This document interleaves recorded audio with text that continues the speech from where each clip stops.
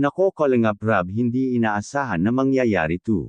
Sabay nating alamin. Isang magandang araw muli mga Kalingap, suportahan naman natin ang channel ni Kalingap Rab at Kuya Val Santos Matubang. Hindi nga inaasahan ni Kalingap Rab na sa bawat ngiti at masayahing tao ni J Brad ay may lihim palang bitbit na pasanin. Isa rin sila J Brad ang hindi nga sila nakaligtas sa bagyo at baha. Si J Brad nga ay isa sa mga K-boys na nag-scout ng mga pwedeng tulungan ni Kalingap Rab. Ang hindi nga alam ni Kalingap Rab ay isa rin pala si J Brad na kailangan ng tulong. Hindi nga pinaalam agad ni J Brad na ganun na nga ang kanyang kalagayan kay Kalingap Rab. Dahilan na rin na mas may karapat dapat daw na pagtuunan ng pansin.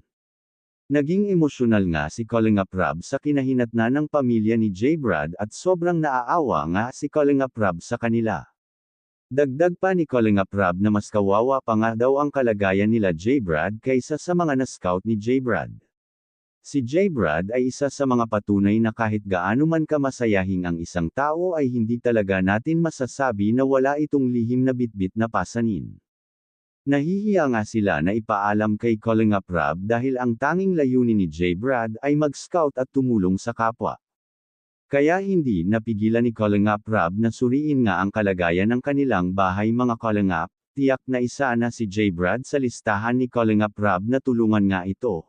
Kawawa nga tingnan ang kanilang bahay at napalibutan pa nga sila ng mga basura na hindi pa nga naliligpit na kalsada pa nga at sa daanan na nangangamoy pa.